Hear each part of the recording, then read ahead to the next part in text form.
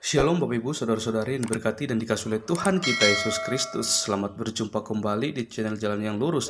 Saya mengucapkan banyak terima kasih kepada saudara semua yang selalu setia untuk menonton video-video di channel ini dan bahkan terus mendukung perkembangan channel ini dengan mengklik tombol subscribe, like, komen, dan share kepada teman-teman yang lain supaya teman-teman yang lain juga tidak ketinggalan dan mendapatkan informasi seputar iman kekristenan. Kiranya Tuhan Yesus memberkati kita semua.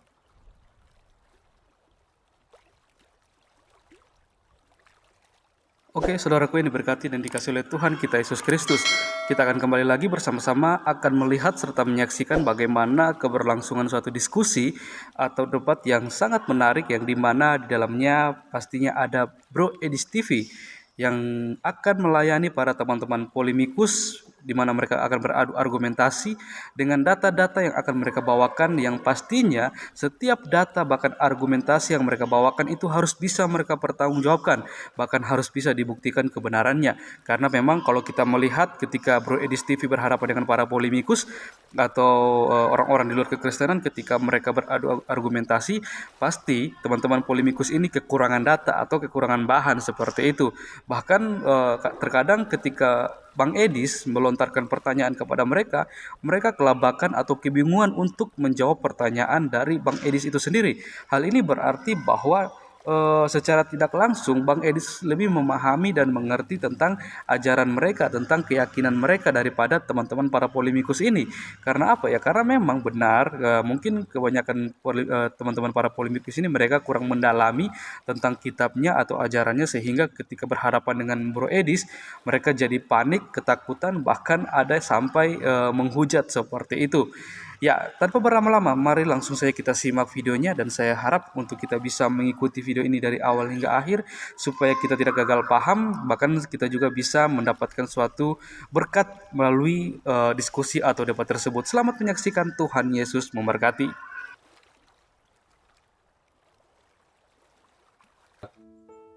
Silakan Kanda. Iya. Layar. Timer jalan. Bentar, saya screen dulu. Jalan. Timer jalan. Anissa. Ya, ketika Pak Juma bicara timer jalan. Oke. Ya.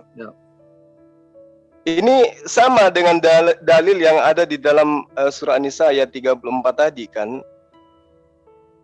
Saya jelaskan bahwa ini penekanan Al-Quran terkait dengan moral. Wanita berzina itu seperti itu kedudukannya.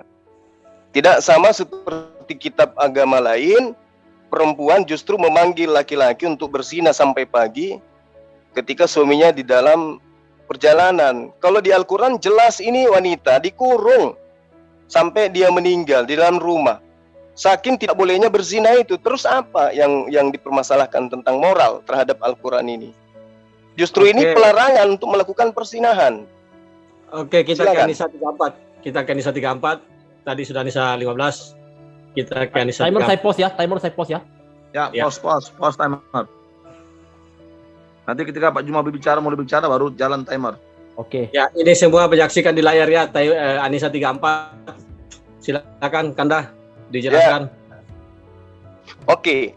Ya, Jadi jalan kalau dalam surah An-Nisa ayat 34 di situ memang ada kata pukula. Tetapi kemudian diterangkan pukulan di sini itu bukan pukulan seperti memukul maling, tetapi ini dipukul dengan lembut, tidak keras. Ya.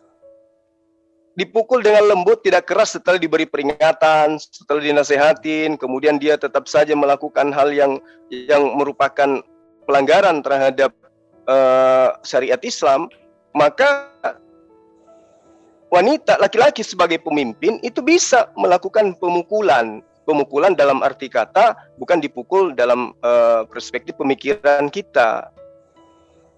Ya, itu saya kira Cukup ya. jawaban saya. Oke. Di pause waktunya. Ya. Silakan. Oke, sudah pause. Moderator, silakan moderator. Ya. Saya cabut ini. Oke, bentar ya. Saya screen ya. Timer. Ya. Tampilkan timer. Oke. Dari pihak Kristen masih ada 47 detik. Dari pihak Islam masih ada 5 menit 5 detik untuk menjawab. Silakan Pak Kasejati, ada lagi yang mau ditanyakan penekanannya? Ya jawabannya kan udah seperti itu. Cuman aku mau tanya ini sebenarnya, cuma nggak dibolehin ini.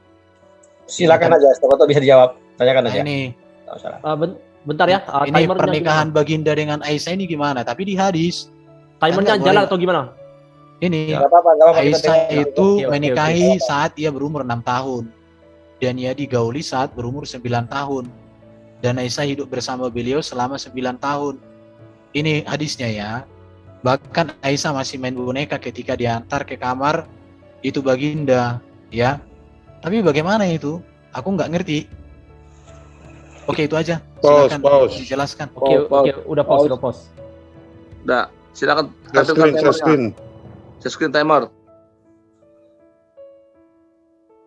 Ya.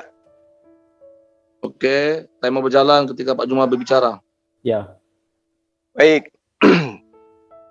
Jadi ini sudah sering saya jawab ya tentang hal ini ya.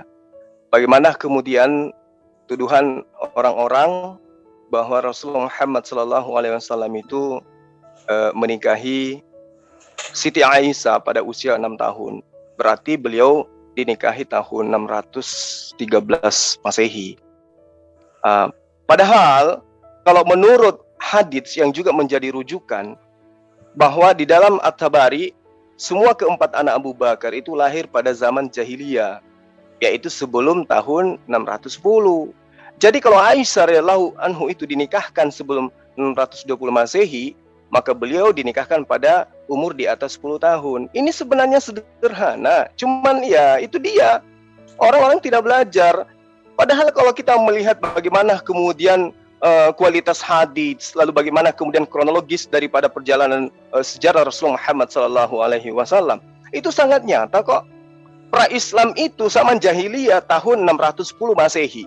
Kemudian permulaan wahyu turun itu 610 Masehi tepatnya. Nah, Abu Bakar masuk Islam tahun berapa? 610 Masehi juga.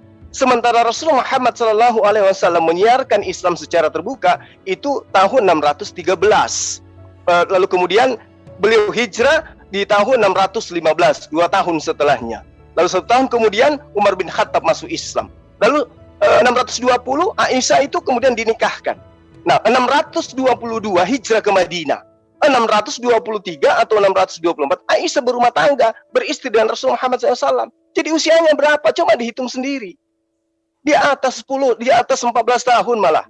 Betul sekali. Oke, begitu Ya. jawabannya. Silakan di pause. Silakan. Pause. Ya, silakan. Pak Kasijati. Ya, karena artinya gini ya. Baginda Muhammad bercerai, Allah izinkan. Baginda Muhammad nambah istri, Allah izinkan. Baginda Muhammad dengan budaknya pun atau dengan apapun Allah izinkan. Ya berarti karena seperti itu Allahnya berujuma, ya saya harus menghargai, itulah Allahmu. Tapi Allahku nggak seperti itu aja bedanya. Itu ya yang mau saya tegaskan. Jadi yang mau saya tanya lagi, ada sebenarnya banyak ini pertanyaan-pertanyaan. Stop dulu waktunya itu. Stop dulu, pause. Ini. Pause. Ya, Iya. sudah. Ini supaya tidak mengganggu ya. Waktu jalan? Nah ini. Sebentar, jangan Iya. tunggu dulu. Oke. Biar aja diselesaikan ini pertanyaan. Dikatakan setan menyesatkan, Allah juga menyesatkan. Bagaimana ini bro? Ya. Oke, diperjelas saja Iya. pertanyaannya sampai selesai. Nah. Nggak apa-apa, kita kasih toleransi waktu lebih karena tidak cukup lagi waktunya kayaknya. Kalau Silakan. Allah menyesatkan itu moralitasnya itu seperti apa kira-kira? Karena aku kaget juga ketika baca ini, Allah kok bisa menyesatkan, setan menyesatkan, kok agak mirip sifatnya, aku pikir gitu. Jadi silakanlah terangkan, Bro Juma, silakan. Oke, bisa tunjukkan Bentar, dalil. saya tampilin. Oh, Sebentar, ada, itu. ada share screen. Tampilkan share Saya screen. biar saya screenkan ayatnya. Ayat berapa saya pernah ada ini? Mau share screen aja. Silakan. Surah berapa itu? Surah berapa tadi? Surah saya pernah baca itu surah kalau tidak salah berapa ya? Biar di share screen. Bang Herbert, surah berapa itu? Pak Kasijati, dibacakan aja dari surah berapa? Biar Allah Untuk menyesatkan iblis itu 15:39. surah 15 ayat 39. Nah, Oke. Allah Iya. menyesatkan siapa yang dikehendakinya 16:93. Surah 16 ayat 93. Oke. Ya. Baru Allah itu menipu. Surah berapa tuh? Satu-satu dulu surah 15. 4 ayat Al-Jujur 142. ayat. Yang pertama tadi surah 15 ayat. Yang berapa? Ini aku share aja Yang kalau pertama, gitu. yang pertama. Yang pertama Surah 15 15:39. Iya. 39. Iya. Ya, 39. 39. Oke. Saya bacakan ya terjemahannya. Ya. Iblis berkata, "Ya Tuhanku, oleh sebab Engkau telah memutuskan bahwa aku sesat, pasti aku akan menjadikan mereka memandang baik perbuatan maksiat di muka bumi, dan pasti aku akan menyesatkan mereka semuanya." Iya. Silakan Kandah dijelaskan. Ya, iblis menyesatkan, tapi di ayat lain dikatakan Allah juga menyesatkan. Gimana itu? Jadi saya pertegas dulu ya, saya perjelas. Berarti maksudnya Mas Kasih Sejati di sini, Bang Kasih Sejati, bahwa di sini Allah telah menyesatkan iblis begitu ya. Penunggang kuda yang menjawab bukan Pak penunggang kuda. Saya cuma Yang memperjelas menjawab itu pertanyaannya aja. Pak Juma gitu loh. Betul. Saya cuma Iya, memperjelas pertanyaannya. Ya, Saya narasumber cuma yang menjawabnya, yang berhak menjawabnya. Iya, Bukan- betul. Bukan saya menjawab, cuma saya memperjelas pertanyaannya biar tidak diulang. Maksudnya mungkin pertanyaannya di sini bahwa di ayat ini Allah menyesatkan iblis, begitu ya maksudnya Bang Kasih Sejati. Yang pertama itu kan di sini, dan setan itu menyesatkan. Tapi setan itu menyesatkan karena disesatkan. Yang menyesatkan setan itu ya Allah menyesatkan. Oh iya ya, Jadi silakan. di sini Allah menyesatkan, yang disesatkan menyesatkan. Jadi sesat. Itu Silakan semua. Kandah di Gimana yang- itu? Aku yang nggak paham itu. ngerti ya. Ini kan Silakan, Kandah. moral ini kan. Timer Ya, waktu. timer berjalan setelah Pak Juma berbicara. Oke, baik. Jadi data yang saudara bawa itu bukan satu-satunya data yang ada di dalam Al-Quran. Berarti Tetapi di dalam Al-Quran itu sangat jelas kemudian bagaimana Allah itu menganjurkan manusia itu berbuat baik. Ya, Allah memberikan petunjuk, Allah memberikan jalan, Allah memberikan hukum-hukum. Tapi mereka tetap aja ingkar terhadap apa yang mereka anggap benar. Al-Quran menerangkan itu. Bagaimana surah Al-Maidah 51, ya, bagaimana tidak berbuat zalim akan mendatangkan petunjuk Allah. Allah membuka pintu taubat. Itu diterangkan di dalam ayat-ayat suci di Al-Quran. Contoh misalnya, sederhana saja. Adam diberi pilihan. Anda mau melakukan ketaatan, silakan taat. Anda mau melakukan ingkar, silakan ingkar. Nah, terkait dengan apa yang Anda katakan bahwa Allah menyesatkan, di situ diterangkan juga di dalam surah Al-Baqarah ayat 16 bahwa tidak ada yang disesatkan oleh Allah kecuali orang-orang yang fasik. Orang-orang yang fasik ini siapa? Orang-orang yang telah datang kebenaran kepada mereka ditolak. Itu yang disesatkan karena mereka yang tidak mau. Sudah dikasih jalan, sudah dikasih solusi, tapi tetap saja mereka membangkang. Itu yang diterangkan di dalam Al-Quran. Nah, kalau ayat-ayat kayak begini, perintah menyesatkan dari Tuhan, oh di dalam kitab Anda itu jauh lebih banyak. Tapi nantilah giliran Anda. Sekira Oke, begitu. Timer, saya cabut ini layarnya. Silakan timer tampilkan. Tampilkan timer. Bentar. Berapa menit lagi? Waktu menjawab. Wah, sekali pertanyaan lagi Bang Kasih Sejati kayaknya. Satu Silakan. pertanyaan Bang lagi sama ini 1 menit 38 detik untuk menjawab. Silakan Pak Kasih Jati. Pertanyaan lagi. Terakhir. Akhir ya bertanya. Bentar aku lihat dulu.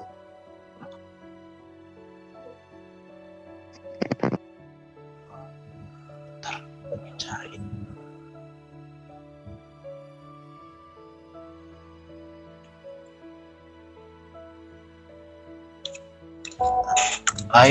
Ini, aku tanya dulu ini supaya aku jangan penasaran, bro.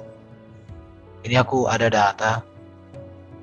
Nah ini supaya ini kan tentang moralitas. Baginda dan Kirfah. Ini seorang pemimpin Arab. Dia Tolong dibunuh. jalankan timer. Bentar. Timer jalannya. Timer jalan, Dia timer jalan. katakan, Oke. Zaid disuruh untuk membunuh Kirfah. Dia mengikat kedua kakinya dengan tali dan mengikat tali-tali pada 2 unta. Dia lalu memacu unta-unta ke 2 arah yang berlawanan sehingga membelah tubuh Kirfah menjadi 2. Ini bagaimana bro ini dikaitkan dengan moralitas? Waktu habis. Iya itu aja. Ya, Silakan. waktu habis untuk pertanyaan 1 menit 38 Timer set detik. screen. Oke, Jawab. bentar. Silakan timer ditampilkan. Eh. Oke. Waktu berjalan setelah Pak Juma bicara. Oke. Iya. Jadi apa yang kemudian Anda tuduhkan itu tadi dalam hadis apa itu ya? Riwayatnya. Bisa ditunjukkan? Di paus. Paus. Silakan. Ya, layak kasih Ini ada ini Ibnu Katsir, baru Ibnu Abrabi. Ini ada semua. Ini dari data-datanya ada. Ini Ibnu Ishaq.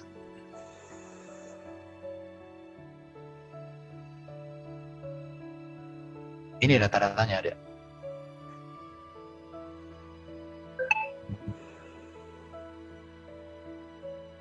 Ya. Oke. Baik. Oke, silakan timer berjalan. Ya. Teruskan dulu. Ya, bentar. Tekan timer. Bentar. Oke. Oke, silakan Pak Juma. Jadi hadis yang Anda terangkan itu, ya coba Anda lihat di dalam Sirah Nabawiyah. Di situ lengkap tertulis.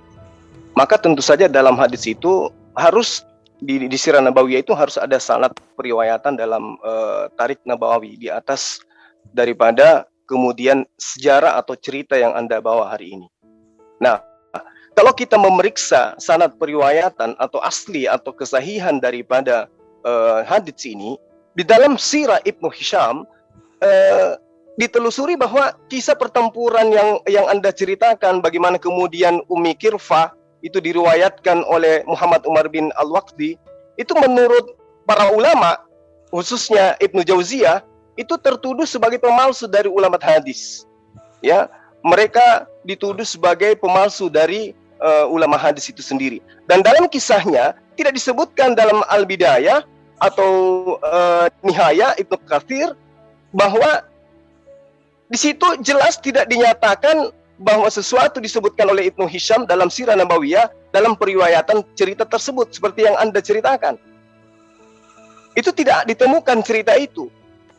Itu tidak ada. Jadi Ibnu Jauzi menganggap bahwa hadis itu tidak sah dijadikan sebagai dalil. Oke.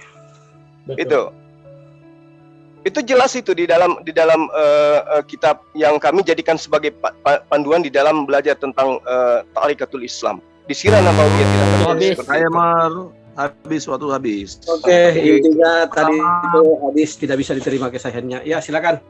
Ya, sesi pertama battle telah berakhir. Kita masuk dari termin yang kedua battle. 10 menit dari pihak Islam yaitu Pak Juma bertanya, 20 menit dari pihak Kristen yaitu Pak Kasijati menjawab. Silakan. Timer akan berjalan setelah Pak Juma bertanya. Interupsi moderator.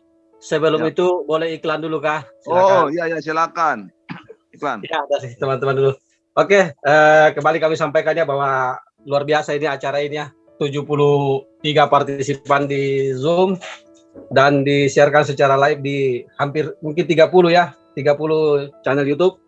Ya, dari Menara Siar Muslim yaitu Penegak Islam Channel, Laskar Jihad Islam, Media Dakwah Muslim Channel, Kata Pengantar Channel, Ucok Tebas, Triun Slayer Comment Center, Akang Satria TV, Rahasia Alif, Naja Media TV, Pendeta Abednego Penyampai Kebenaran, Sudut Pandang Muslim Channel, Istiqomah Channel, dan yang paling utama Zulkifli M. Abbas Official Channel. Silakan, moderator.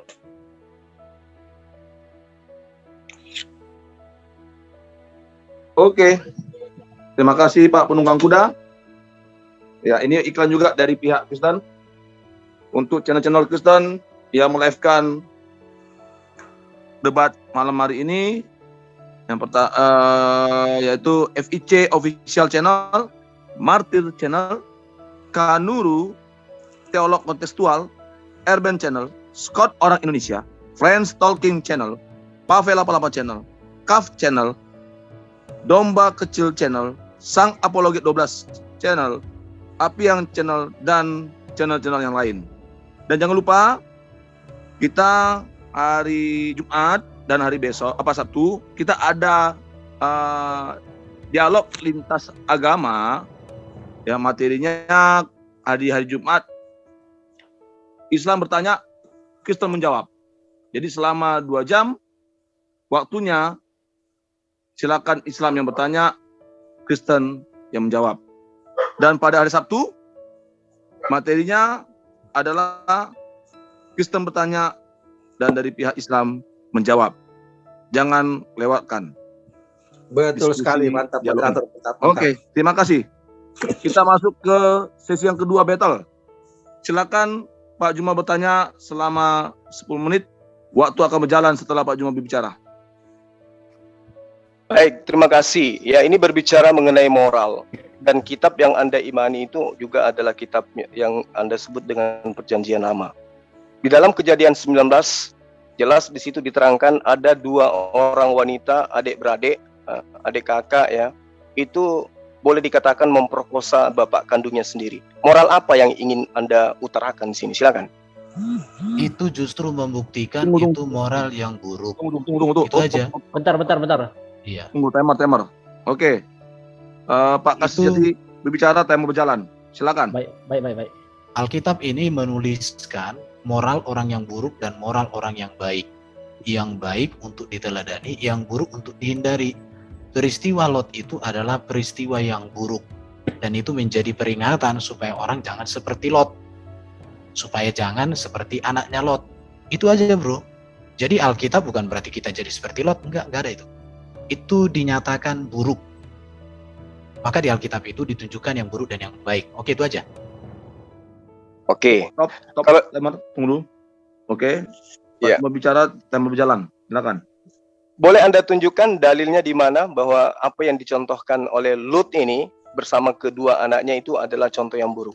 Silakan. Peristiwa Lot itu kan Bentar, tulisan Musa. timernya gimana jalannya? Stop dulu.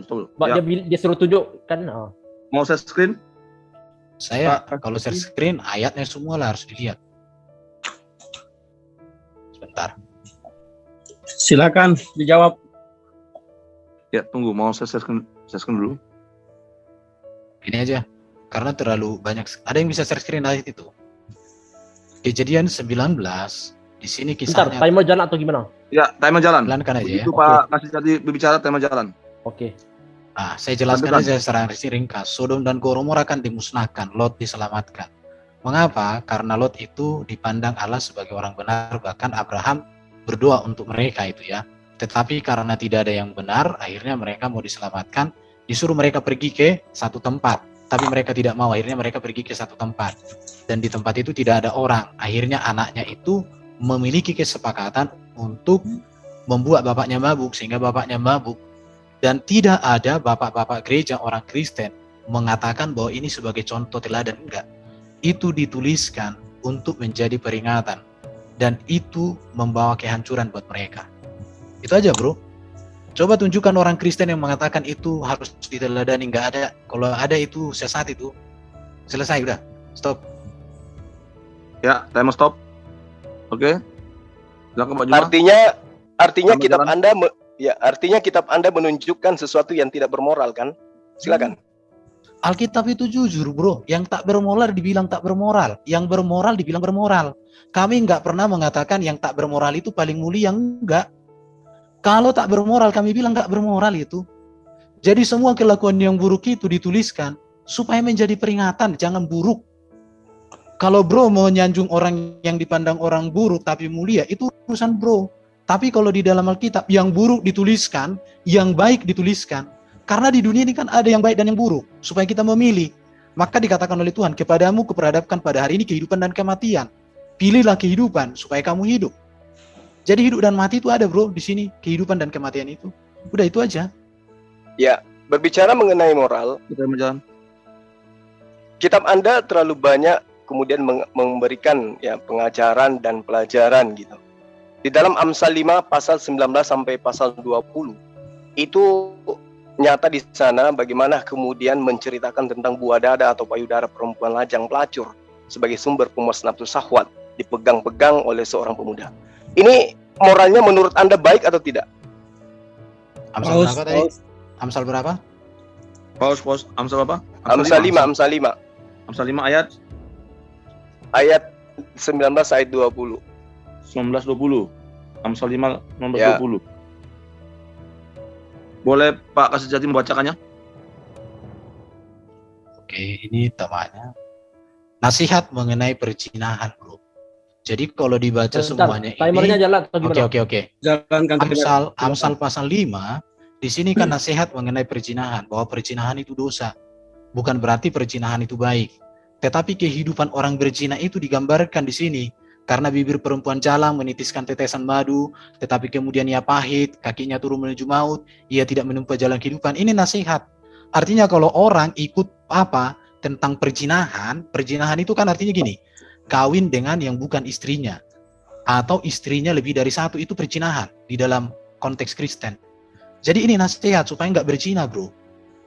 Jadi kalau bro hanya baca ayat 19-nya ya repot. Tapi baca konteksnya, ini nasihat tentang perzinahan. Supaya orang tidak berzina. Berzina itu bisa menduakan Tuhan, bisa juga menduakan istri, atau bisa juga nikah sebelum kawin. Nah di situ, itu aja bro. Oke, ini kita berbicara mengenai kitab. Ya, silakan. Ini berbicara mengenai kitab yang Anda anggap suci. Dan ini terkait di dalam data-data yang ada dalam kitab Anda. Kalau kemudian Anda mengatakan ini persinahan, ini tidak boleh, ya itu urusan belakangan. Yang terpenting adalah muncul di dalam kitab Anda ayat-ayat seperti ini. Amsal 7 pasal 16 sampai pasal 19. Di sini diceritakan seorang istri berhubungan seks semalaman dengan seorang pria lain karena suaminya di dalam perjalanan. Betul ada ayat begini dalam kitab Anda kan? Moral apa yang ingin diajarkan seperti ini? Silakan. Amsal berapa tadi? Amsal 7 Ayat 16 sampai 19. telah kubentangkan. Marilah kita memuaskan berahi hingga pagi hari bersama-sama menikmati asmara karena suamiku tidak di rumah, ia sedang dalam perjalanan. Oke ya. Silakan. Ya. Kalau dibaca dari ayat 1, hai anakku, berpeganglah pada perkataanku dan simpanglah perintahku dalam hatimu. Berpeganglah pada perintahku dan engkau akan hidup.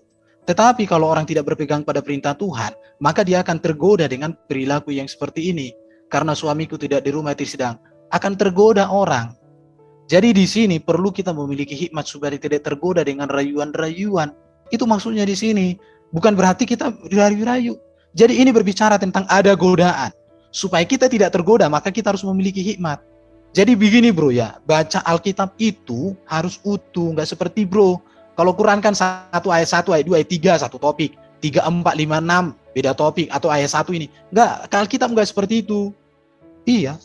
Jadi di sini ya, lalu dipegangnya orang teruna itu. Wah, ini ayat 13. Jadi masalahnya di sini butuh kepekaan membaca, menganalisa data.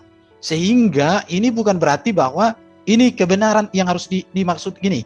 Bukan berarti ini berbicara tentang kalau orang tidak memiliki hikmat yang benar, dia akan tergoda, dia akan masuk dalam rayuan-rayuan maut. Itu bro, udah. Sesederhana itu. Udah. Pause ya, time. Oke.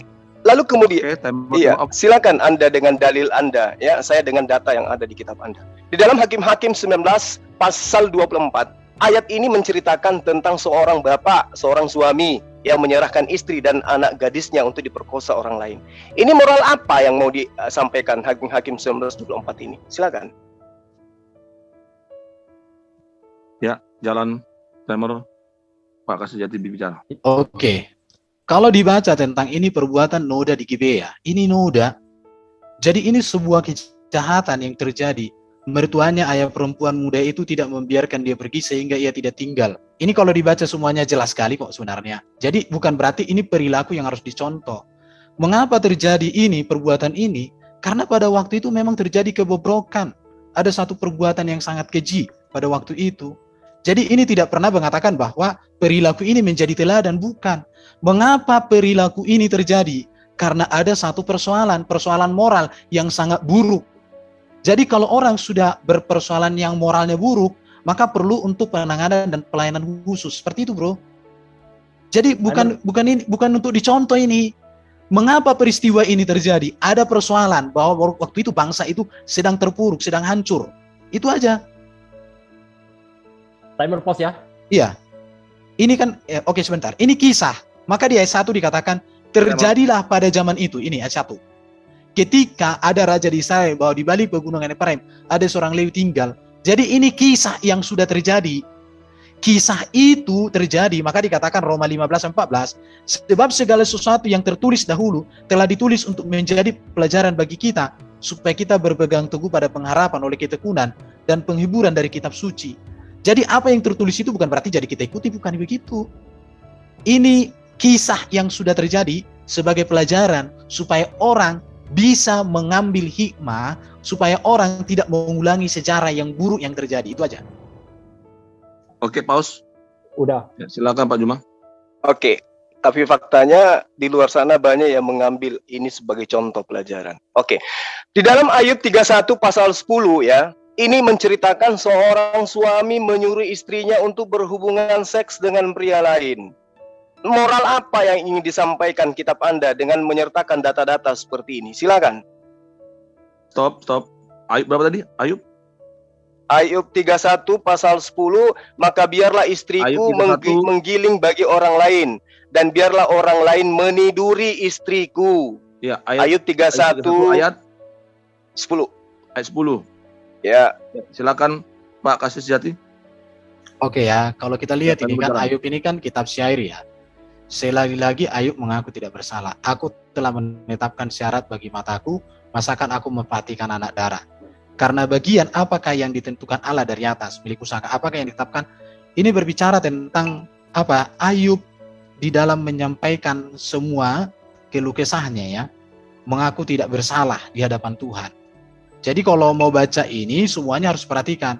Jika hatiku tertarik kepada perempuan dan aku menghadang pintu sesamaku, maka biarlah istriku menggiling bagi orang lain. Ayat 9 jangan dilupakan, jika hatiku tertarik pada perempuan.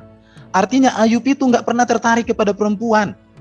Justru itu, jadi kalau ayat 10 dilepaskan dari ayat 9, maka terjadi kesesatan. Tapi kalau ayat 9 dibaca, lihat ini ya, jika hatiku tertarik pada perempuan dan aku menghadang pintu sesamaku, maka biarlah. Jadi Ayub mengatakan aku tidak bersalah, aku nggak pernah menyeleweng. Itu yang mau disampaikan Ayub di sini. Jadi di sini Bro Juma teliti membaca, itu aja. Sudah. Butuh Oke, teliti. stop. Oke, Timer. Sudah. Ya. Silakan Pak Juma bicara. oke. Jalan Oke, timer. itu silakan Anda berdalil ya. Saya juga mengajukan dalil karena ini tertulis dalam kitab Anda.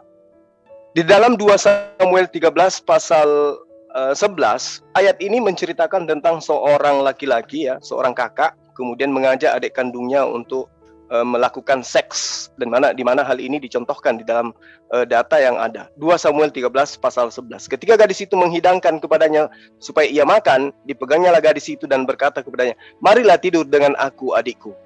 Ini moral apa yang kitab Anda ingin jajakan dengan menyertakan data ini? Silakan. Justru ini kisah keburukan yang terjadi. Karena kenapa? Karena anak di sini kurang pengawasan ini. Bahkan si Amnon ini kan merencanakan disuruh orang keluar dari rumahnya supaya dia bisa bermain dengan adiknya itu. Ini kejahatan. Baru dari sini kalau dibaca semua ini sejarahnya ini, artinya di sini kita perlu belajar tentang pilihlah kawan yang betul. Karena dia melakukan ini kan ada saran dari orang lain. Buatlah begini, nanti kamu pura-pura sakit, suruhlah adikmu datang, suruhlah orang keluar. Makanya di sini kamu harus membaca utuh. Karena Alkitab itu bukan hanya satu-satu ayat kayak gitu, bro. Sekali lagi saya katakan, kamu jeli membaca. Jangan kayak anak-anak. Kalau seperti itu cara belajar Alkitab, saya suka mengatakan sama semua orang, kalau hanya mencomot satu ayat, tapi tidak melihat konteks, tidak ubahnya seperti iblis, bro. Karena iblis itu suka copot-copot dia. Jadi kamu nggak membaca semuanya, makanya kayak gitu. Barangkali kamu membaca ini, lihat korrespondensi, sundal, muncul semuanya, ditanyain. Nggak begitu, lihat Amnon dan Tamar, kisahnya baca baik-baik. Di sini semua ada satu peristiwa, kalau ini dibahas bro, dikokbahkan, artinya di sini peran orang tua harus ada supaya tidak terjadi ini. Dan seorang anak itu juga harus bisa memilih kawan dan lain sebagainya. Oke, itu aja. Jadi kamu nggak membaca semuanya, makanya ya kayak gitu. Udah. Oke, stop. Ya. Silakan ditanggapi. Oke, konon kitab Anda itu dituliskan kurang lebih 1700 tahun. Bagaimana mungkin kemudian ya Tuhan menghabiskan waktunya hanya untuk memenuhi hasrat dengan memuliakan firman atau wahyu ke dalam sebuah buku yang merupakan koleksi cerita-cerita erotis. Kumpulan ayat-ayat tentang seks dunia dengan penuh kompleksitas dengan kekacauan. Ini yang dipertanyakan di sini, kita berbicara mengenai moral. Jadi kalau kemudian Anda berkata bahwa itu dulu dan sekarang tidak lagi, ini fakta tertulis dalam kitab Anda, dan kita temanya adalah bagaimana kitab Anda dan kitab saya bercerita tentang moral. Nah, sekarang yang ingin saya tanyakan kepada Anda, pelajaran hikmat apa yang kemudian yang berbias kepada kehidupan Kristen setelah menemukan data-data di dalam kehidupan mereka, di dalam kitab-kitab mereka, dan nyata dalam kehidupan mereka kita lihat bagaimana kemudian penyakit-penyakit kelamin itu bersumber dari negara-negara yang mayoritas beragama yang memegang kitab ini sebagai kitab suci. Silakan. Saya mau tegaskan sama Bro Juma, patokan etika dan moral tentang keluarga dan perkawinan ajaran Yesus. Di luar daripada itu adalah dosa salah. Jadi istri lebih dari satu itu dosa. Berzina itu bagi Kristen, ajaran Yesus. Itu yang saya sampaikan di awal tadi. Di dalam Alkitab ini, Alkitab itu bukan didikte dari surga, bro. Tapi Alkitab ini tulisan para rasul tentang karya Allah, tentang kehidupan manusia yang pernah terjadi dalam sejarah.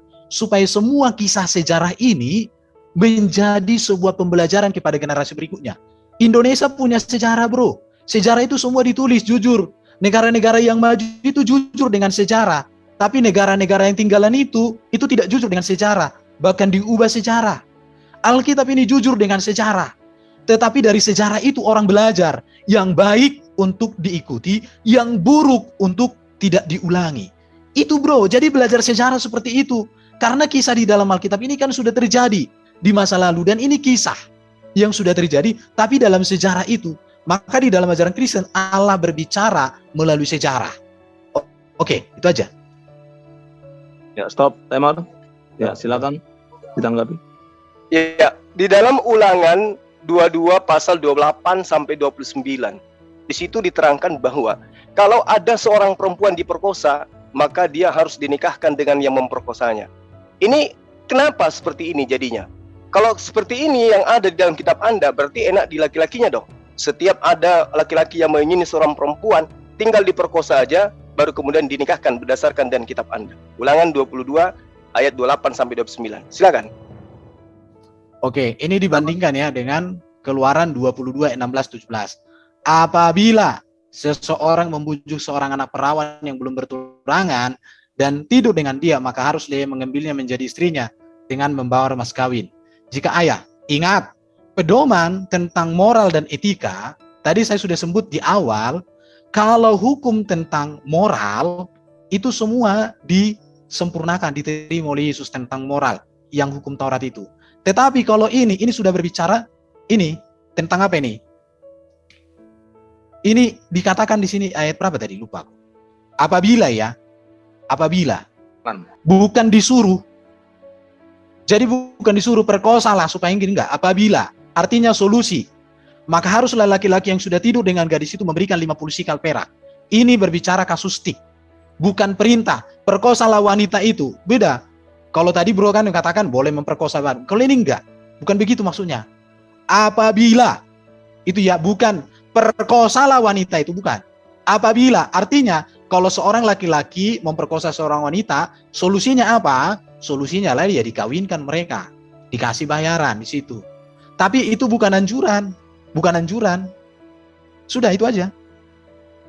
Oke, stop timer. Silakan ditanggapi. Iya. Ini ayat, apabila seorang bertemu dengan seorang gadis yang masih perawan dan belum bertunangan, memaksa gadis itu dengan dia, dan keduanya kedapatan, maka haruslah laki-laki yang sudah tidur dengan gadis itu memberikan 50 sikal perak kepada ayah gadis itu. Dan gadis itu harusnya mencari istrinya. Sebab laki-laki itu telah memperkosa selama hidupnya, tidak boleh laki-laki itu menyuruh dia pergi.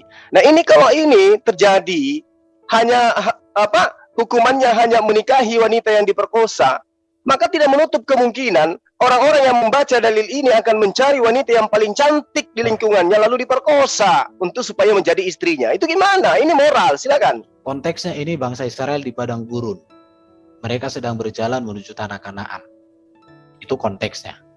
Jadi konteksnya di situ ya seperti itu. Dan patokan orang Kristen bukan lagi tentang ini, bro. Bukan lagi tentang ini. Karena Yesus sudah datang untuk menyempurnakan. Bahwa tidak boleh memperkosa. Kalau sudah orang memperkosa, hukumnya ada di negara masing-masing. Untuk orang Yahudi pada waktu itu ini hukumnya. Tapi untuk sekarang beda lagi hukumnya. Hukum di Indonesia orang memperkosa, ada undang-undang KUHP. Tetapi di dalam ajaran Yesus nggak boleh memperkosa, itu jelas. Nggak boleh mengambil istri orang lain, jelas. Itu ajaran Yesus. Kalau orang melakukan apa itu, gereja kan tidak memiliki badan hukum untuk menghukum orang. Karena hukum gereja dengan hukum negara, dua hukum yang berbeda. Karena Kristen kan hidup di dalam negara dan hidup juga secara Alkitab. Jadi orang Yahudi pada waktu ini sudah menjadi hukum bangsa mereka. Makanya mereka terapkan. Tapi sekarang orang Kristen tidak lagi berpedoman kepada di sini. Karena di Indonesia hukumnya sudah ada. Seperti itu penerapannya. Bukan berarti ini kita praktekkan. Makanya apa yang terjadi di sini itu bukan lagi acuan bagi kekristenan. Bukan. Karena ini semua berbicara konteks Israel waktu itu. Oke? Oke, stop timer. Ya, silakan ditanggapi. Ya, di dalam 1 Timotius ya, pasal 2 di nomor 12 sampai nomor 13 itu diterangkan perempuan tidak boleh menjadi guru. Perempuan tidak boleh menjadi pengajar. Ini moral apa yang sangat diskriminasi terhadap seorang perempuan? Silakan. 1 Timotius 1 Timotius 2 nomor 12 sampai nomor 13. Oke ya, mengenai sikap orang laki-laki dan perempuan dalam ibadah jemaah. Ya. Oleh karena itu, aku ingin supaya di mana seorang laki-laki dengan mendadakkan tangan seterusnya, tetapi hendaklah ia berdandan dengan perbuatan baik seperti yang layak bagi perempuan yang beribadah. Seharusnya lah perempuan berdiam diri dan menerima ajaran dengan patuh. Aku tidak mengizinkan perempuan mengajar dan juga tidak mengizinkannya memerintah laki-laki. Hendaklah ia berdiam diri. Ya iyalah. Di dalam ibadah itu kan ada imam. Imam yang memimpin ibadah, bro. Gak masalah, bro. Dan ini bukan berbicara moral. Itu etika yang sudah ada pada waktu itu. Apakah kalau seorang wanita tidak boleh memerintah laki-laki, gak boleh mengajari orang laki-laki, itu menjadi dosa? Kan tidak. Barang di muslim itu lebih parah lagi nanti kalau kita ke muslim. Wanita posisinya. Oke, sudah. Di dalil, dalil ini jelas. Aku tidak mengizinkan perempuan mengajar dan juga tidak mengizinkan memerintah laki-laki. Hendaklah perempuan itu berdiam diri. Karena Adam yang pertama dijadikan, kemudian barulah Hawa. Ini maksudnya apa? Ini diskriminasi terhadap kaum wanita. Silakan. Perhatikan ya. Nih, tetapi hendaklah ia berdandan dengan penuh perbuatan baik seperti yang layak bagi perempuan yang beribadah. Seharusnya lah perempuan berdiam diri dan menerima ajaran dengan patuh. Jadi nggak boleh mengajari. Kalau sudah diajar di dalam pelayanan itu ya didengarkan. Sudah jelas kok, bro. Gak ada masalah dengan ini. Dan ini bukan dosa ini kalau seorang wanita nggak boleh mengajar laki-laki dalam satu pertemuan ibadah. Nggak masalah. Karena yang mengajar itu kan harus laki-laki. Karena konteksnya jadi bagaimana budaya. dengan pendeta perempuan? Ya tidak masalah pendeta perempuan. Karena budaya pada waktu itu, seorang wanita kan di budaya pada waktu itu nggak boleh seperti itu di budayanya. Jadi ini kan surat Paulus kepada Timotius. Jadi Timotius itu mengalami suatu persoalan berkaitan dengan keadaan di lokasi waktu itu. Akhirnya ada satu kebijakan bahwa seorang wanita nggak boleh mengajar supaya tidak terjadi. Jadi sebuah persoalan kasustik. Tapi ini bukan berbicara moral. Yang moral itu kalau seorang wanita ibaratnya kawin cerai atau seorang laki-laki kawin cerai, budak diembat, itu baru moral, bro. Kalau hanya seperti ini nggak masalah dalam pertemuan ibadah. Itu dalam konteks waktu itu. Udah itu aja. Ya. Ya, Oke. silakan. Ya, di dalam 1 Korintus 14 ya, ayat 34, 35 dan juga 1 Timotius 2 nomor 11, itu perempuan disuruh diam saja dan patuh. Sama seperti dalam semua jemaat orang-orang kudus, perempuan-perempuan harus berdiam diri dalam pertemuan-pertemuan jemaat sebab mereka tidak diperbolehkan untuk berbicara. Ini kenapa perempuan begitu diskriminasi diperlakukan dalam kitab Anda? Jawab. Dalam konteks Yahudi, kan ini Paulus kan berbicara di kalangan orang Yahudi. Kalau di konteks orang Yahudi, memang wanita itu tidak diberikan untuk posisi, apalagi kalau melayani kayak di Bait Allah itu kan para laki-laki, bro. Para imam, semuanya laki-laki. Bukan berarti wanita boleh diasingkan, digebukin, enggak. Jadi itu hanya dalam ritual-ritual pertemuan-pertemuan ibadah tertentu. Tetapi kalau di rumah tangga, nanti kita baca perempuan itu harus dikasihi. Bahkan nggak boleh dikasari. Di Petrus ada itu, wanita itu bahkan dikatakan jangan engkau berlaku kasar padamu supaya duamu diterima.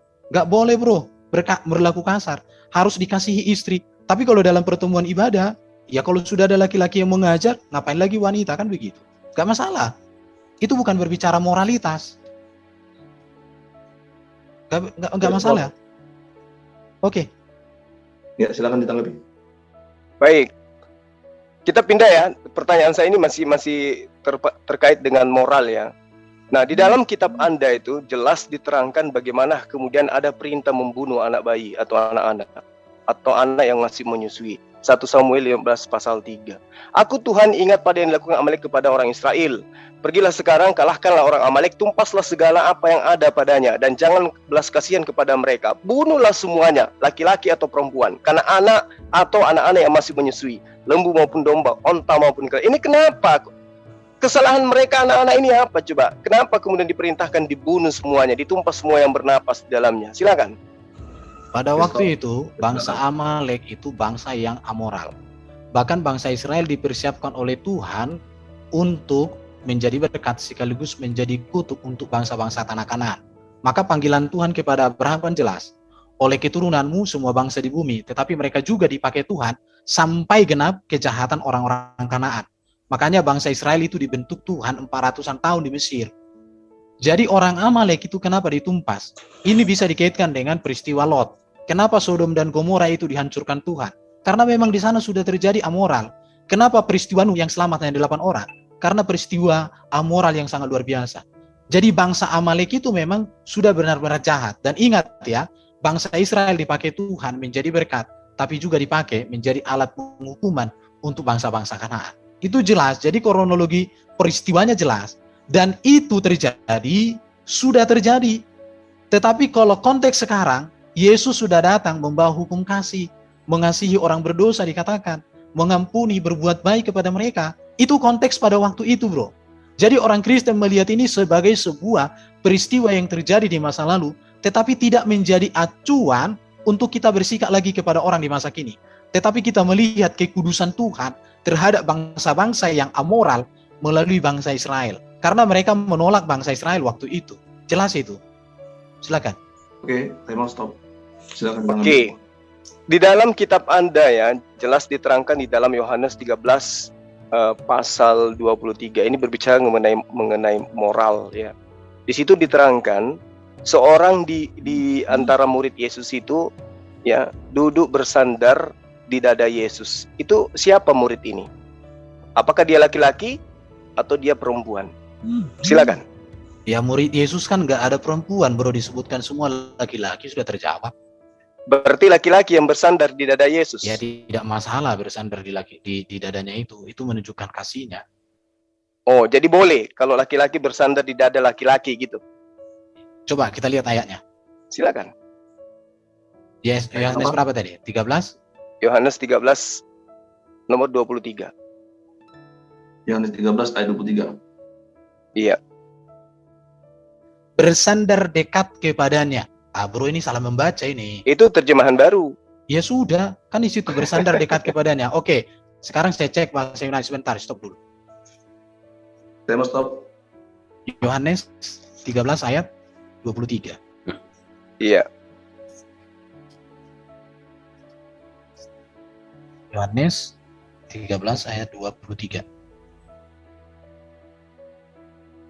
Bersandar satu dari muridnya pada dada Yesus dan dia mengasihi Yesus. Mengangguk sebagai isyarat maka kepadanya Simon Petrus. Dia tidak masalah, bro. Iya. Bersandar di dada Yesus itu menunjukkan bahwa Yesus sangat dekat dengan murid-murid. Kemudian murid itu Simon Petrus memberi syarat dan berkata, tanyalah siapa yang dimaksudnya. Murid yang duduk dekat Yesus itu berpaling dan berkata kepadanya, Tuhan siapakah itu? Tidak masalah, bro. Iya. Ya, waktu Anda tidak jalan loh dari tadi. Oh, sorry. Iya, itu tanda kedekatan. Oke, jadi tidak disalahkan kemudian ketika Amerika membuat sebuah Bible gay ya, karena memang ada contoh di dalam kitab Anda ya, laki-laki bersandar di dada laki-laki. Boleh ya? Ya. Timernya tadi tidak jalan. Ya udah. Oke, ulangi lagi. Silakan. Oke. Pak Juma. Saya seorang guru, ketika murid saya ingin dekat dengan saya, bersandar di dada saya, itu wajar. Tidak masalah. Oke. Ya, jadi tidak salah kemudian ketika gospel gay yang di Amerika itu diterbitkan karena adanya contoh dalil di dalam kitab Anda, laki-laki boleh bersandar di dada laki-laki dewasa gitu. Silakan. Sekarang yang harus Anda pahami adalah laki-laki gay melakukan itu sebagai sebuah kesesatan. Sementara di sini adalah kedekatan antara seorang guru dengan seorang murid. Tidak masalah.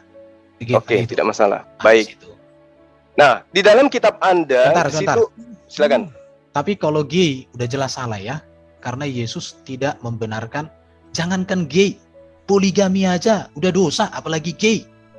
Bahkan dikatakan juga, Jalankan Oke. timer. bahkan Paulus katakan, pemburit tidak masuk surga loh ya. Pemburit itu bagian dari gay itu, gak masuk surga. Jelas itu. Jadi Oke. kalau kamu memakai acuannya gay, jangan-jangan kamu sama dengan itu. Masa kamu samakan gay dengan Yesus?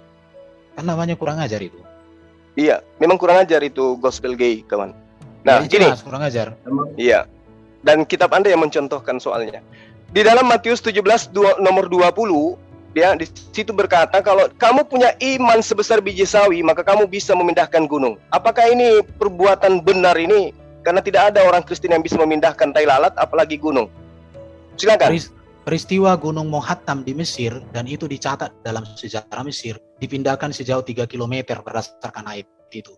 Kalau kamu pengen tahu silakan cek, ada itu di Google, ada bukti sejarahnya, dan itu diakui di Mesir. Gunung itu pindah. Oke, terbukti ayat Baik. itu. Oke, sekarang di sini saya minta pembuktian dari Kristen Indonesia. Adakah di antara kalian yang bisa membuktikan memindahkan gunung? Silakan. Hanya iblis yang menantang orang Kristen untuk melakukan seperti itu. Malam hari ini kamu membuktikan kamu iblis. Karena seperti itulah iblis menggoda Yesus ketika Yesus berpuasa. Baik, Oke. jadi inilah cara tipuanmu ya. Di dalam Matius 17 pasal 20 ayatmu yang menerangkan seperti itu.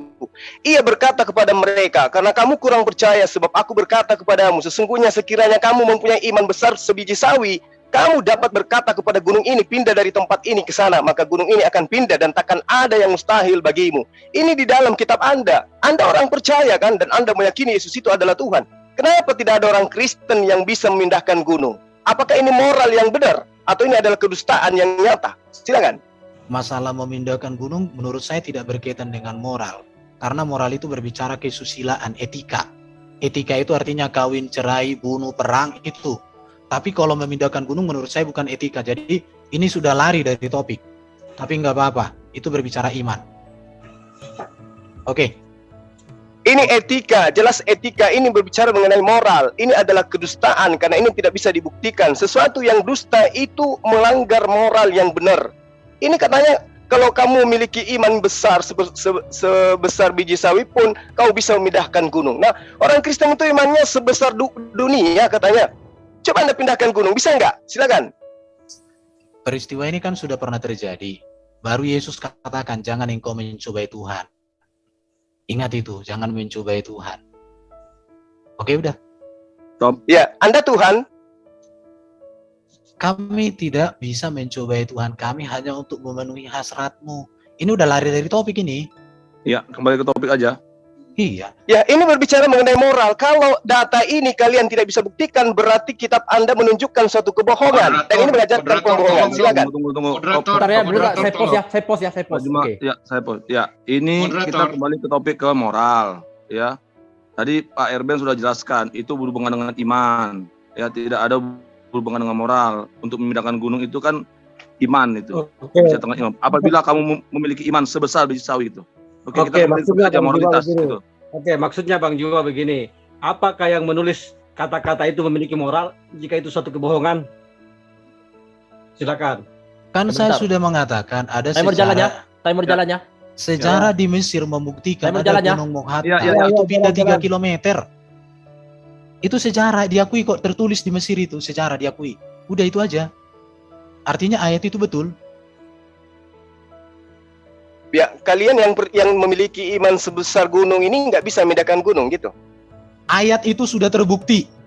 Nggak, kamunya. Ya saya tidak mau memenuhi hasratmu. Loh, Kalau bukan memang hasrat saya, ini hasrat kitabmu. Bentar, Itu ayat timer itu- gimana? Timer nih gimana? ayat itu sudah terbukti kok. Stop dulu. Udah terbukti ayat itu. Gunung Mohattam itu dipindahkan. Di pause Waktu saja. itu ada seorang- Jadi gini. Pos, Oke, pos, moderator mau bicara. Pos.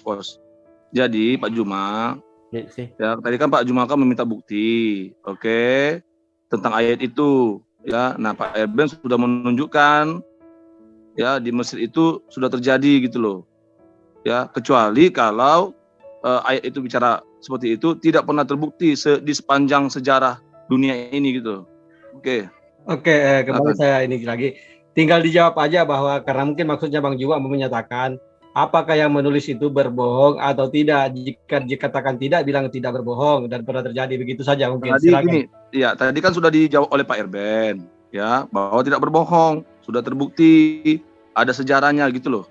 Ya, saya rasa itu udah menjawab gitu loh. Terkecuali tidak pernah ada sejarahnya bahwa tidak pernah ada gunung pindah sejauh 3 km gitu loh. Oke? Oke, silakan. Saya pikir lanjut ke pertanyaan berikutnya saja. Oke. Oke. Di dalam pengajaran praktis Yudaism, ketetapan Tuhan itu adalah merupakan sebuah wahyu kepada mereka. Lalu kenapa di dalam kitab Anda, di dalam agama Anda, ketetapan Tuhan yang datang kepada mereka berupa hukum Taurat itu dianggap sebagai kutukan kepada manusia. Ketetapan Tuhan dianggap sebagai kutukan. Lalu kemudian, Nabi yang diutus kepada Bani Israel di dalam agama Anda mati terkutuk di atas tiang salib. Itu moral apa yang ingin Anda ajarkan? Membunuh Tuhan, membunuh manusia untuk menghapuskan dosa kalian. Silakan.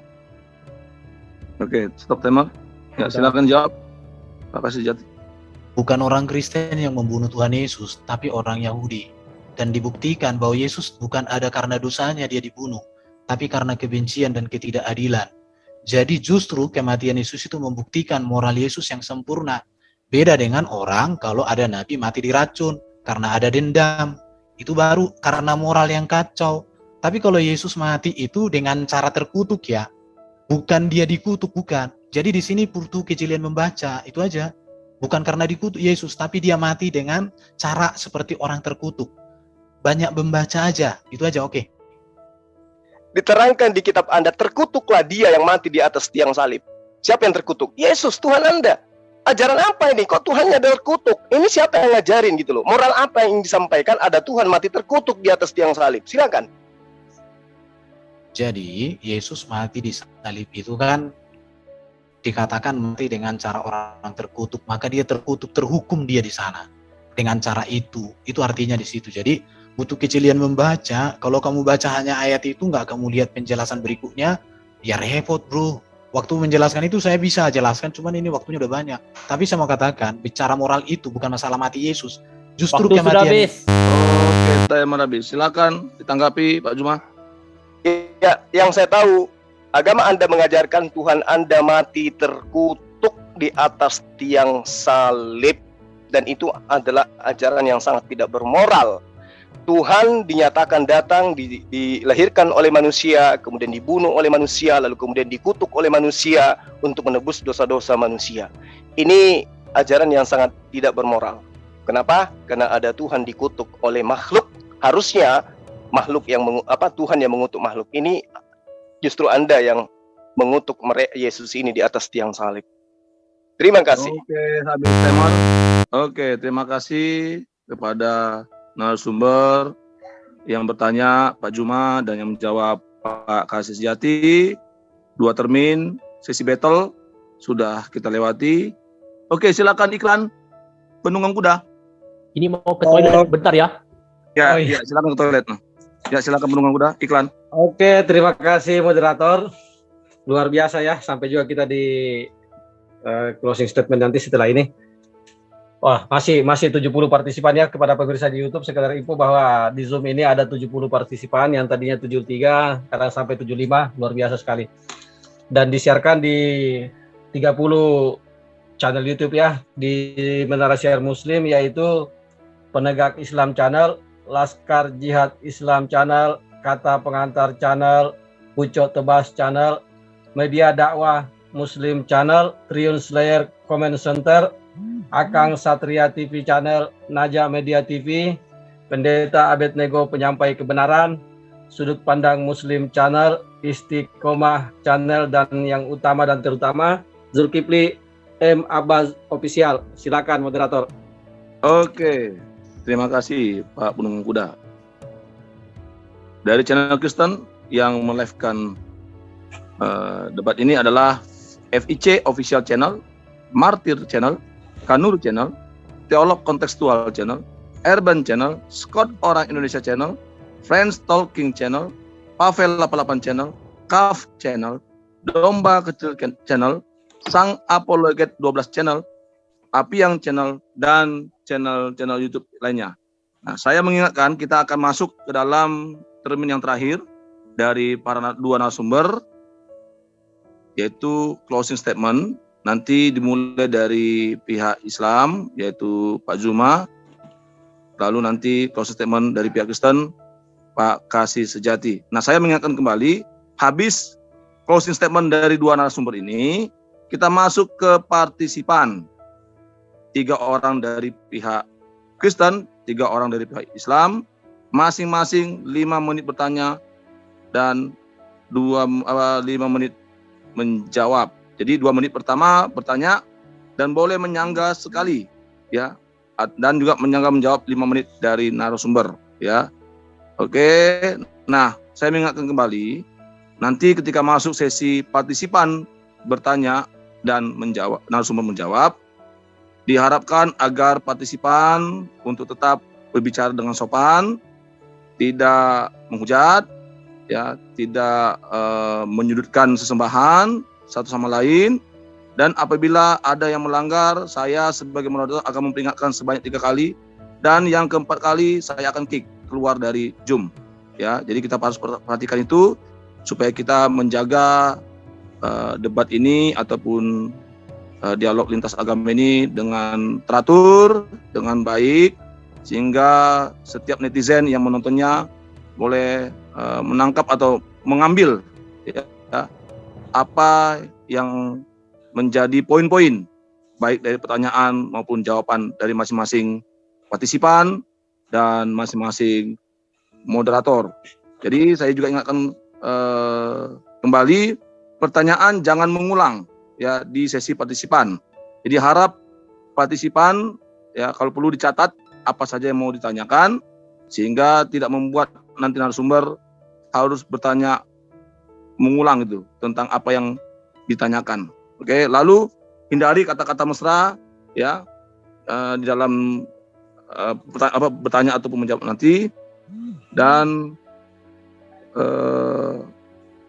kepada narasumber, ya, kami persilakan. Mana operator timer sudah siap? Bentar ya, saya mau klarifikasi ya. Ini pertanyaan dan sanggahan ini 2 timer berbeda atau gimana? Buat aja 5 menit gitu. 5 menit ya. Ya, 5 menit partisipan. Bentar ya, oke. Misalnya, bertanya, narasumber menjawab 5 menit. Misalnya, oke, saya narasumber ya, Pak Bagus tanya kan, oke, tanya. Oke, terus saya post, kemudian saya jawab. Ya, sama kayak tadi. Ya, pokoknya masing-masing itu kasih waktu 5 menit. Sanggahnya di sini atau sanggahnya di sini? Kenapa? Sanggahnya yang di atas itu bertanya, yang di bawah menjawab. Oh, artinya waktu sanggah juga waktu yang sama ya? Iya, pakai sama. timer yang sama. Oke. Ya. Jadi saya remove yang ya, Pak. Saya remove yang ya. Halo, sanggahan nggak ada di partisipan, Pak. Moderator, izin moderator. Oke, bertanya ya, prinsipnya ya, kami ulangi lagi, prinsipnya partisipan hanya bertanya, tidak menyanggah. Oke. Ya, bertanya aja. Oke. Bentar. Nanti narasumber menjawab. Maksudnya Begitu ya, Pak, gini loh Pak, Pak Hmm. Bagus, maaf nih interupsi. Hmm. Misalnya partisipan bertanya 1 menit Pak, jadikan dia sisa 4 menit. Nah, di dalam 4 menit itu setelah dijawab misalnya oleh narsumnya itu 2 menit, berarti narsum 3 menit sisanya. Di dalam 4 menit itu partisipan berhak untuk mengomentari jawaban atas narsum tersebut. Jadi sistemnya tur juga Pak. Oke. Jadi, Berarti 1 menit bertanya, Oh. lalu 2 menit narasumber menjawab gitu. Tergantung kondisinya Pak. Interupsi, biar closing statement dulu, nanti baru dijelaskan itu, biar Ya. closing dulu. Oke. Kita tidak ini, langsung closing aja dulu, closing statement, baru jelaskan masalah itu. Ya, nanti diharapkan partisipan silakan resen. Nanti saya akan lihat di layar ini siapa yang dahulu yang resen ya. Ada tiga orang dari pihak Kristen dan 3 orang dari pihak Islam. Oke? Ya, closing statement dari pihak Islam Pak Juma, silakan. Timer berjalan ketika Pak Juma berbicara. Baik. Jadi sahabat-sahabat sekalian ya, di dalam Al-Qur'anul Karim itu diterangkan ud'u ila sabili rabbika bil hikmah wal mau'izatil hasanah wajadilhum billati hiya ahsan inna rabbaka huwa a'lamu biman dalla an sabilih wa huwa a'lamu bil muhtadin. Jadi perintah kemudian di dalam Al-Qur'an itu ya datang kepada manusia melalui Rasul Muhammad sallallahu alaihi wasallam. Serulah manusia kepada jalan Tuhanmu dengan hikmat dan pengajaran yang baik, dan berdebatlah dengan mereka dengan cara yang baik pula. Sesungguhnya Tuhanmu, dialah yang lebih mengetahui siapa yang sesat dari jalannya, dan dialah yang lebih mengetahui siapa yang mendapatkan petunjuk. Jadi ajaran agama Islam itu ya mendudukkan kemudian di dalam Al-Quran itu, dalam surah Al-Qalam misalnya di ayat 4, wa innaka la'ala khuluqil azim, dan sesungguhnya engkau benar-benar berbudi pekerti yang agung. Lalu kemudian ajaran ini dicetuskan di pemahaman umat Islam yang disebut kemudian akhlakul karimah. Umat Islam melalui Al-Quran diajarkan kemudian bagaimana berperilaku terhadap sesama manusia, baik terhadap sesama muslim, terhadap orang-orang non-muslim, dan terhadap orang-orang yang memerangi dan membenci terhadap ajaran agama Islam itu sendiri. Jadi kemudian ketika berbicara mengenai Al-Quran, berbicara mengenai moralitas, artinya umat Islam tidak bisa terlepas kemudian daripada pengajaran yang kemudian dicontohkan oleh Rasulullah Muhammad SAW. Bagaimana di dalam Al-Quran menceritakan tentang mengesahkan Tuhan, bagaimana di dalam Al-Quran menceritakan tentang memuliakan orang tua, memuliakan sahabat, memuliakan tamu, memuliakan orang-orang yang berbeda keyakinan terhadap umat Islam itu sendiri, di mana mereka tidak memerangi ajaran agama Islam. Jadi Islam itu sempurna ajarannya. Terkait dengan moral, Islam itu sangat sempurna. Apa yang kemudian menjadi cakupan di dalam Al-Quran itu sendiri. Berbicara mengenai hukum-hukum, berbicara mengenai keadilan, berbicara mengenai hal-hal yang terkait dengan amalan-amalan yang menyebabkan manusia itu jatuh ke dalam dosa dan menyebabkan manusia itu jatuh dalam ketaatan kepada pencipta alam semesta. Jadi umat Islam, apapun rangkaian agamanya terkait dengan Al-Quranul Karim, itu sudah sempurna di dalamnya.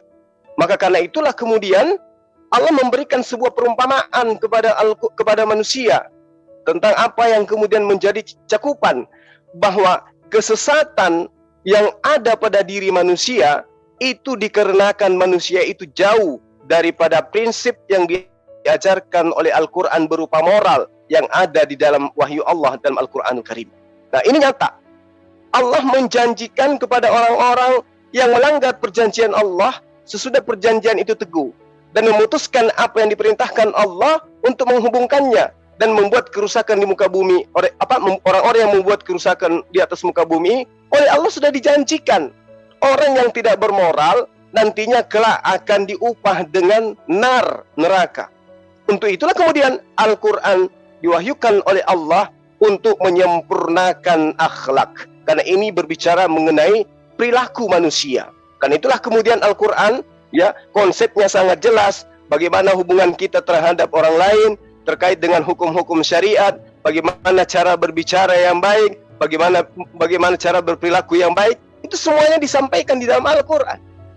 Jadi kesempurnaan Al-Quran itu termaktub di dalam perilaku akhlakul karimah yang sempurna. Ketika orang-orang itu menjalankan dan melaksanakan apa yang menjadi tuntutan di dalam Al-Quran. Yang salah kemudian ketika mengambil sebuah data, mengambil sebuah dalil, lalu kemudian dianggap itu sebagai patokan akhir daripada dalil itu. Padahal sesungguhnya Al-Quran itu diterangkan, zalikal kitabu la raiba fi hudal lil muttaqin. Dia petunjuk. Jadi ketika berbicara mengenai etika, berbicara mengenai perilaku, berbicara mengenai akhlak, berbicara mengenai sikap, maka Al-Quran menjadi hudan, menjadi petunjuknya umat Islam itu. Bagaimana kemudian mereka melakukan perilaku-perilaku yang terpuji, perilaku yang disenangi oleh Tuhan dan disenangi oleh manusia, itu semuanya terkumpul di dalam Al-Quranul Karim. Sehingga Allah menjelaskan dalam surah Arab ayat 27, sesungguhnya Allah memberikan kesesatan siapa yang mereka kehendaki dan menunjuki orang-orang yang bertobat kepadanya. Jadi kesesatan yang datang kepada manusia itu dikarenakan manusia itu ingkar terhadap Tuhannya sendiri. Demikian. Oke, terima kasih Pak Juma, waktu telah habis. Dipersilakan untuk Pak Kasih Sejati, closing statement, silakan. Oke, terima kasih. Ya. Oke, terima kasih Bro Juma. Jadi kesimpulannya, saya sangat bangga dengan Yesus karena Yesus tidak pernah mengajar saya untuk kawin dengan anak, untuk kawin dengan budak, untuk kawin dengan orang sembarangan.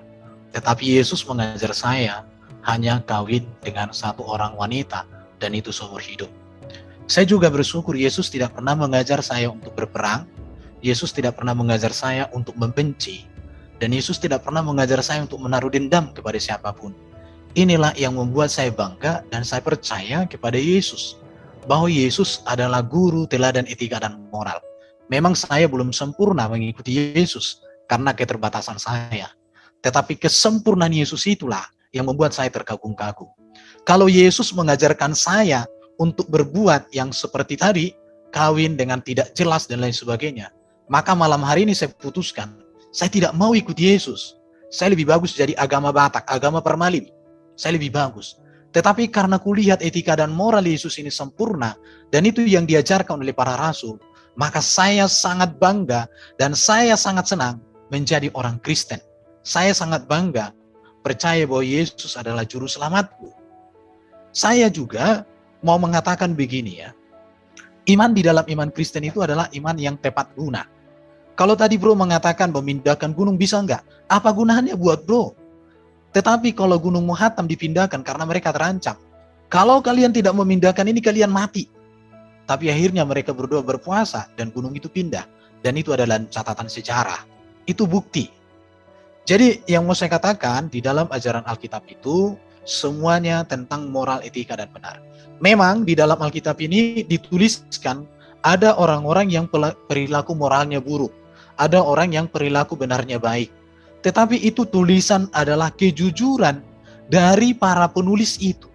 Karena bagi Alkitab, bagi Kristen, tidak ada yang harus ditutupi. Dosa harus dibukakan supaya orang tidak masuk ke situ, ke jurang. Keburukan harus dibukakan supaya orang tidak mengulanginya. Jadi belajar itu harus jujur terhadap sejarah. Makanya orang Kristen nggak pernah menutupi hal itu. Ya ketika dikatakan ada perbuatan ini dosa ya dosa.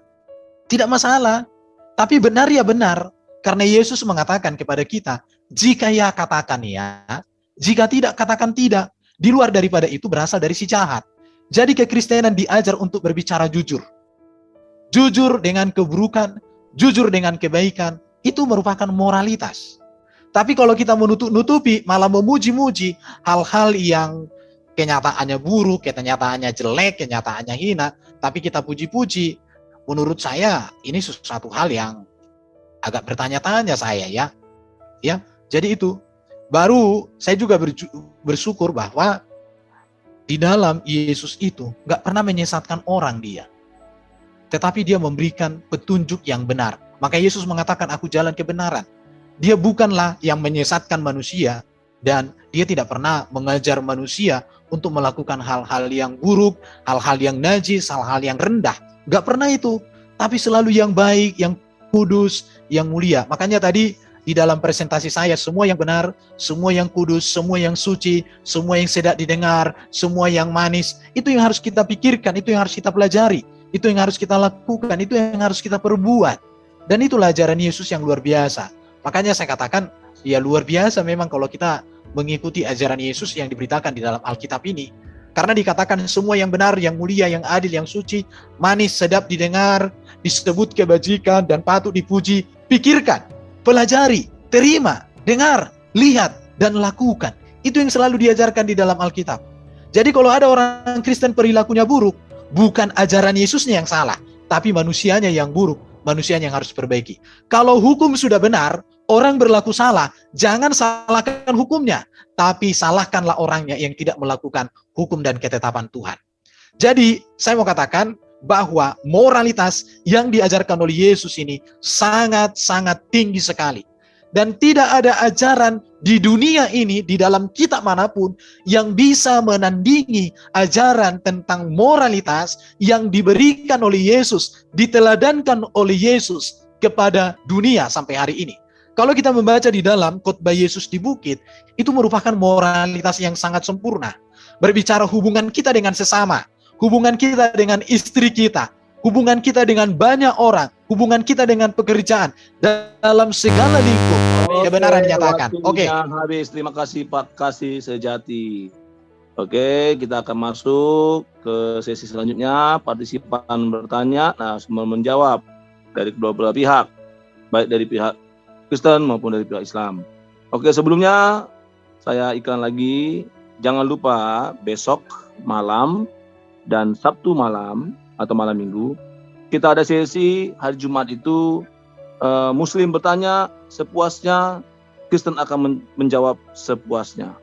Begitu juga selanjutnya hari Sabtu atau malam Minggu, Kristen bertanya sepuasnya dan Muslim menjawab sepuasnya. Jangan lewatkan, don't miss it. Oke, nanti seperti biasa akan kita sebarkan di channel YouTube supaya para netizen penonton dapat menyaksikannya. Oke, silakan Pak Penunggang Kuda, ada iklan. Oke, sementara iklannya masih seperti tadi ya. Mantap betul moderator ini. Terima kasih sudah menyampaikan sebelumnya mengenai random acara kita selanjutnya ya. Ya, benar dikatakan moderator tadi. Don't miss it. Don't miss it ya. Ya, kembali kami sampaikan mengenai menara siar Muslim yang dipancarluaskan dari ketinggian 2 batang bambu ya. Yaitu Penegak Islam Channel, Laskar Jihad Islam Channel, Kata Pengantar Channel, Ucok Tebas Channel, Media Dakwah Muslim Channel, Triun Slayer Comment Center, Akang Satria TV, Naja Media TV, Pendeta Abednego Penyam. Ya, itu dia saudaraku, kita bersama-sama telah melihat serta menyaksikan bagaimana keberlangsungan suatu diskusi yang sangat menarik. Lagi-lagi Bang Edis sangat luar biasa dipakai Tuhan sehingga dia bisa menyampaikan kebenaran itu kepada teman-teman para polemikus, walaupun teman-teman para polemikus ini sebagian tidak menerima tentang fakta yang dibukakan oleh Edis TV, tapi itu tidak menjadi masalah. Yang penting tugas dari Bang Edis TV telah selesai untuk memberitakan suatu kebenaran kepada mereka supaya mereka sendiri yang bisa berpikir bahkan memberikan penilaian terhadap setiap fakta, data dan argumentasi yang dibawakan oleh Bang Edis TV.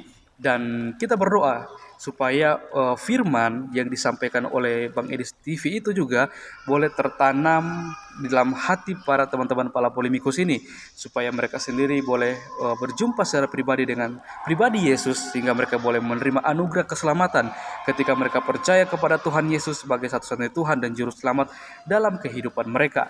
Ya, kalau saya melihat dan mengikuti Bang Edis ini, dia merupakan seorang apologet Kristen yang sangat luar biasa, dan dia juga merupakan seorang apologet Kristen yang sangat memahami tentang ajaran dari teman-teman para polemikus seperti itu, sehingga hal ini membuat dia merasa bahwa ini penting untuk dibukakan supaya mereka bisa mengerti, mereka juga bisa memiliki pemahaman tentang apa yang mereka imani dan apa yang mereka yakini seperti itu. Memang kalau kita mengikuti diskusi atau debat Bang Edis TV ini, kita akan mendapatkan suatu pembelajaran baru, apalagi kita sebagai kaum awam seperti itu ya. Ketika kita mendengarkan pemaparan dari Bang Edis TV, saya juga merasa bahwa ada hal-hal baru yang saya dapatkan melalui diskusi dari Bang Edis TV ini sendiri seperti itu.